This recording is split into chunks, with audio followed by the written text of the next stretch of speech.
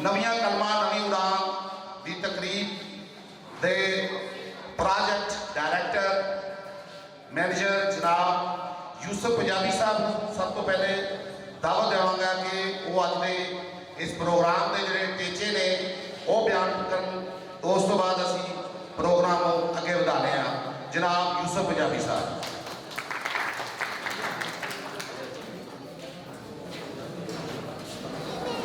जी बहुत शुक्रिया मीर नासिर साहब, चौधरी मंजूर साहब, और ख़ास करके मैं बहुत ज़्यादा शुक्रगुजार हाँ नज़ीर जोया साहब जिहड़े कि बहुत मुतहर्रिक ने।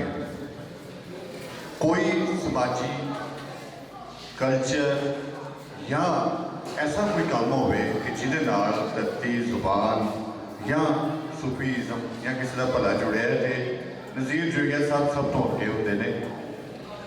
सुखी बाट साहब पंजाब भवन कैनेडा, सारे दोस्त जानते हैं कि लाहौर के हुकूमत पंजाब का एक इदारा है पंजाबी की प्रमोशन वास्ते, Punjab institute of language art and culture Gaddafi street. एडा वड्डा इदारा इन्हों का जाती अपने पैसों बनाया होया कैनेडा सरी दे विच मौजूद है, जिसका मकसद सिर्फ पंजाबीयत की प्रमोशन है। और उत्थे महीने दे विच 30 दिन ने तो 35 प्रोग्राम होंगे हैं, जिसका सारा खर्चा है आप चलता है। इंटरनेशनल कॉन्फ्रेंसिस करवा चुके हैं, पाकिस्तान चो बहुत सारे लोग जा चुके हैं, कॉन्फ्रेंस अटेंड कर चुके हैं और आप अपनी अखीं वेख चुके हैं कि किस बड़े पद्धर की वो कॉन्फ्रेंस होंगी है। लेकिन पिछले 2 साल तो जो काम बहुत बड़ा हुकूमतों का होता है, सरकारों का होता है, वो इन्होंने सोचा और शुरू किया जोड़ा कि किसी भी कौम को बचाने वास्ते सब तो है।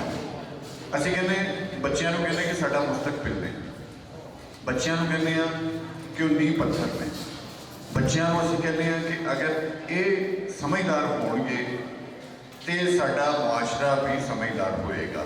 एक ऐसी बुनियाद रखी जाएगी जिहदे उत्ते बहुत मजबूत इमारत होएगी। लेकिन बड़े अफसोस की गल है कि खास करके साडे कोल पाकिस्तान दे विच पंजाब विच जिहड़ा दुनिया का सब तो वड्डा पंजाब है, उहदे च ये गल बिल्कुल नहीं सोची जाती। बच्चों को धरती नालों दूर किया गया, जो कि तकरीबन इसकी कथा कहानी 200 साल की है। लेकिन ਜਦੋਂ तक साढ़े बच्चे अपनी जबान नाल अपनी जमीन नाल ना जुड़नगे असीं तरक्की नहीं कर सकते, क्योंकि एहसासे कमतरी एक ऐसा जहर है जो कि नस्लां गाल दिंदा है। तुहाडे अंदरों कुछ करन की हिम्मत ही नहीं होंदी, जो तुहाडे च कॉन्फिडेंस नहीं है, खुद एतमादी नहीं है, तो की हो सकता है? कुछ भी नहीं। सुखी बाट साहब ने सोचा कि बच्चों को अपनी जुबान नाल जोड़िया जाए। असी कॉन्फ्रेंस करवाते हैं, लिखारी जाते हैं, गलबात करते हैं, आ जाते हैं।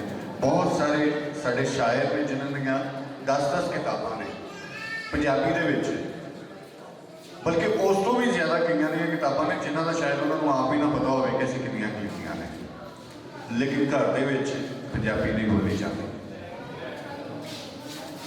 उस तबलीग का किसी को ना भी हक है कि जो अमल आप ना करता हो। बाबा फरीद साहब का एक छोटा जहा वाक्य है कि अम्मा होरी अपने बच्चे को लैके गए कि बाबा जी ये शक्कर या गुड़ बहुत ज़्यादा खाते हैं, तो यह बच्चे को जरा रोको तो तुहाडे रोकिया मन जाएगा। तो बाबा जी कहते तुसीं कल खाना। अगले दिन अम्मा जी फिर आई, बच्चे को कहते हैं बेटा तू खाया कर, लेकिन कभी कभी बहुता खाना चंगा नहीं है। तो अम्मा होरी कहते हैं कि गल तो तुसीं कल भी कह सकते सी, कहते कल मैं आप खाता होया सी, इस करके मैं नहीं किया।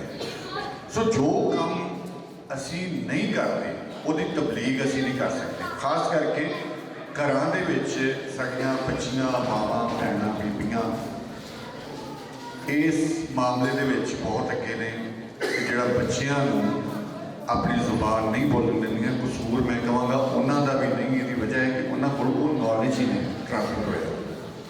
पंजाबी जबान के बारे जो अंग्रेज़ ने सारिया अफवाहां फैलाइया सन, वो अजे तक पूरा रुख बन के खलोतियां ने कि पंजाबी जायलों की जुबान है, पंजाबी बोलने वाला जट होंदा है। जद कि दुनिया का सब तो वड्डा क्लासिक पंजाबी दे विच है जिहदे तो अदब उठता है, जिन्हों असीं कहने कान पंजाबी च बी कहते हैं, फारसी च बदर कहते हैं। दुनिया दे विच किसी जुबान दे इन्ने कान नहीं है जिन्ने पंजाबी दे, 3250 कान ने। एडी वड्डी जुबान के वारस हो के और अपनी जुबान को दूर और एहसासी कमजोरी का शिकार। दूसरा कि जो तहजीब ले लो तो जी इंडस सिविलाइजेशन है दुनिया की कदीम तरीन तहजीब है। हड़प्पा, मोहनजोदड़ो, टेक्सला, कंधारा सारिया के टाइम पीरियड डिस्कवर हो गए, लेकिन हड़प्पा का अजे तक वह टाइम नहीं हो सके कि कितनी पुरानी तहजीब है। उतों दियां लिखतां अजे तक नहीं पढ़िया जा सकी ना अजे तक। साढ़े को तो यह होया है कि कि बदबख्ती है इस कौम की कि हड़प्पा दियां इट्टां जिहड़ियां लोग प्रिजर्व करते हैं, लोग संभाल के रखते हैं अपनी तारीख को। वो सारी अंग्रेज़ दौर के जो पटड़ी बननी सी कुट कुट के तो सारियां उहदे पाई गई। मुख्तसर है कि जो सुखी बाट साहब ने काम शुरू किया कि बच्चों तुसीं उन्हां दी जुबान नाल जोड़ो, फिर ही असीं अगे वध सकते हैं। वो सिलसिले नज़ीर जोईया साहब ने मैं रिक्वेस्ट की कसूर वास्ते, इन्हों की मुहब्बत और इन्होंने जी अपने टीम जोड़ी वो भी इंतहाई कमाल हो। खास करके बाट साहब कहते हैं कि जो तक साडा टीचर स्कूल का बच्चों के नाल एफिलेट नहीं होएगा पंजाबी वाले मामले असी तरक्की नहीं कर सकते। और साढ़े खुशकिस्मत है कि साढ़े को ज़्यादा जोड़े बच्चे ने वो साढ़े को टीम के जिन्ने भी ने वो टीचर्स ने उन्होंने ज़्यादा तादाद एजुकेशन के नाल ताल्लुक रखती है। सो इन्होंने किताब बना सवार के पेश की, असी पंजाब भवन वालों छापी वो किताब सारे स्टूडेंट्स के कोल पहुँची।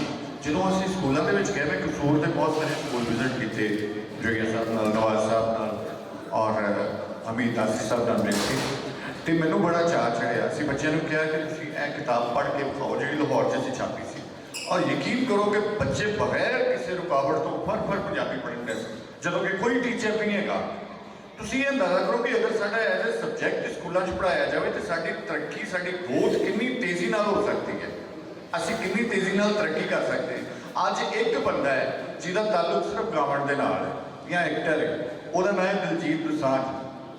मैं समझना है कि दुनिया के बहुत वड्डे लोग भी एडा वड्डा मजमा इकट्ठा नहीं कर सके, इन्नी मानता नहीं खट सके, जो सिर्फ आके नारा की लाता है कि पंजाबी आ गए ओए, स्टेज पर जो आके कहता कि पंजाबी आ गए, वो अंग्रेज़ों के मुल्क में हो, अरबियों के मुल्क में हो, तो सारे इकट्ठे हो जाते हैं। वो जान वाले इन्ने ज़्यादा ने, वो सारे पंजाबी नहीं है।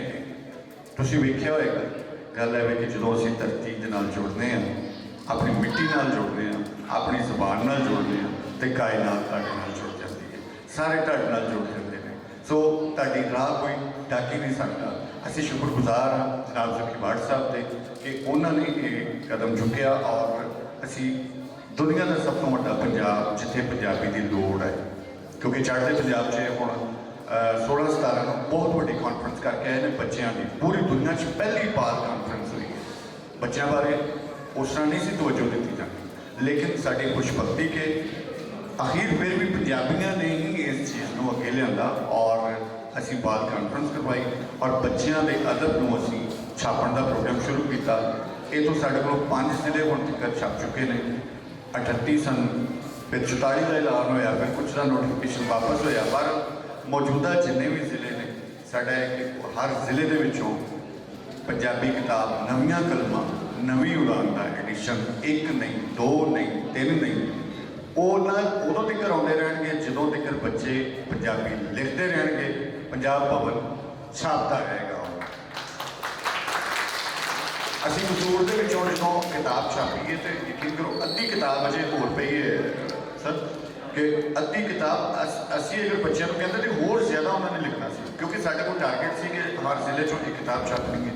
सो असी वो किताब छापी, 5 जिले ने 5 में असी प्रोग्राम किए। पहले इन्हों के आने तो क्योंकि 1 महीना पहले भी आए सन, लेकिन किसी वजह तो ਫਿਰ ਇਹਨਾਂ ਦੀ ਮਸਰੂਫੀਅਤ ਨਹੀਂ ਆ ਸਕੇ ਅਸੀਂ ਉਹ ਪ੍ਰੋਗਰਾਮ ਕੀਤੇ ਬਲਕਿ ਚੌਧਰੀ ਮਨਰੂਰ ਸਾਹਿਬ ਦੀ ਮੌਜੂਦਗੀ ਵਿੱਚ ਹੀ ਅਸੀਂ ਬੱਲੇ ਸ਼ਾਹ ਕਾਨਫਰੰਸ ਤੇ ਮੌਕੋ ਖਾੜੀ ਕੀਤੀ ਬੜੇ ਵੱਡੇ ਪੱਧਰ ਤੇ ਨਵੀਆਂ ਕਲਮਾਂ ਨਵੀਂ ਉਡਾਨ ਦੀ ਸੋ ਫਿਰ ਮੈਂ ਇੱਕ ਵਾਰੀ तमाम दोस्तों के नाल नज़ीर जोईया साहब की हिम्मत को सलाम करना है और उन्होंने शुक्रगुजार हाँ ये साढ़े बांह बेली बने और आइंदा भी पंजाबी बच्चों वास्ते असी काम करन दा इज़म रखने हाँ पंजाबीयत वास्ते क्योंकि जिन्ना चिर साडा बच्चा अवेयर ना होएगा अपनी ज़ुबान को अपने आप में खुद एतमादी ना होएगी उन्ना चिर असी अगे नहीं जा सकते बहुत शुक्रिया साहब।